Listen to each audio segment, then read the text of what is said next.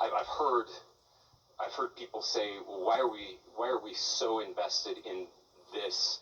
There's violence happening all across our country, and violence is tragic everywhere, and every life taken is a child of God who deserves our love and respect and dignity. This is certainly about the tragic death, political assassination of Charlie Kirk. But it is also much bigger than an attack on an individual. It is an attack on all of us. It is an attack on the American experiment. It is an attack on our ideals. This cuts to the very foundation of who we are, of who we have been, and who we could be in better times.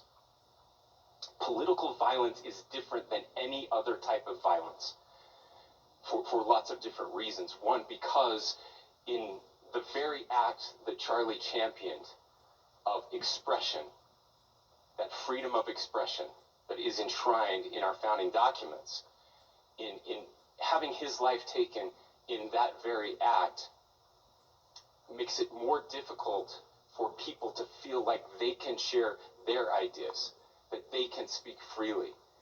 We will never be able to solve all the other problems, including the violence problems that people are worried about, if we can't have a clash of ideas safely and securely. Especially those ideas with which you disagree. That's why this matters so much. Over the last 48 hours, I have been as angry as I have ever been, as sad as I have ever been. And it was, as anger pushed me to the brink, it was actually Charlie's words that pulled me back. I'd like to share some of those. And specifically right now, if I could, I need to talk to the young people in our state, in my state, and all across the country. As President Trump reminded me, he said, you know who really loved Charlie? The youths. He's right. Young people loved Charlie, and young people hated Charlie. And Charlie went into those places anyway. And these are the words that have helped me. Charlie said, when people stop talking, that's when you get violence. He said, the weak can never forgive. Forgiveness is the attribute of the strong. The only way out of the labyrinth of suffering is to forgive. Welcome without judgment, love without condition, forgive without limit. He said, always forgive your enemies. Nothing annoys them so much. A few months ago, I referenced this last night, Charlie posted to social media, when things are moving very fast and people are losing their minds, it's important to stay grounded. Turn off your phone, read scripture, spend time with friends, and remember, internet fury is not real life. It's going to be okay. He again said, when you stop having a human connection with someone you disagree with, it becomes a lot easier to commit violence. He said, what we as a culture have to get back to is being able to have a reasonable agreement, where violence is not an option. Now, again, to my young friends out there, you are inheriting a country where politics feels like rage. It feels like rage is the only option. But through those words, we have a reminder that we can choose a different path. Your generation has an opportunity to build a culture that is very different than what we are suffering through right now. Not by pretending differences don't matter, but by embracing our differences and having those hard conversations. I think we need more moral clarity right now. I hear all the time that words are violence. Words are not violence. Violence is violence. And there is one person responsible for what happened here. And that person is now in custody and will be charged soon and will be held accountable. And yet, all of us have an opportunity right now to do something different. I want to thank my fellow Utahns.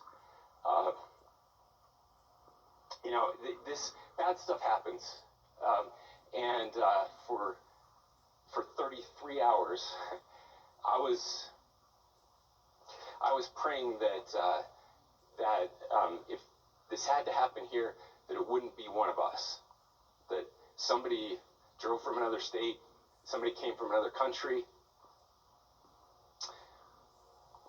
Sadly, that prayer was not answered the way I had hoped for. Just because I thought it would make it easier on us if we could just say, hey, we don't do that here. And indeed, Utah is a special place. We lead the nation in charitable giving. We lead the nation in service every year.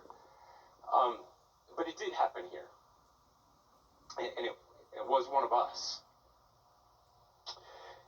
But I want you to look at how Utahns reacted the last 2 nights. There was no rioting. There was no looting. There were no cars set on fire. There was no violence. There were vigils and prayers and people coming together to share the humanity.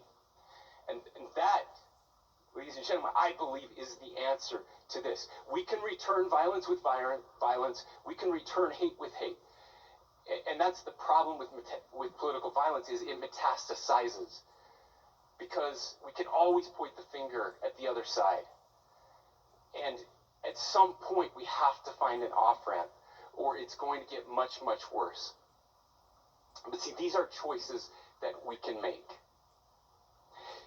History will dictate if this is a turning point for our country. But every single one of us gets to choose right now if this is a turning point for us. We get to make decisions. We have our agency. And I desperately call on every American, Republican, Democrat, liberal, progressive, conservative, MAGA, all of us to please, please, please follow what Charlie taught me. I'll just conclude with words I share often from a friend and author Yuval Levin, who was asked if he was optimistic about our country. And he said, I'm not optimistic. He said, I hate optimism. God, that sounds bad.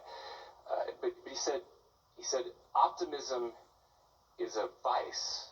It's this idea that good things are just going to happen. And he said, in the history of the world, good things have never just happened.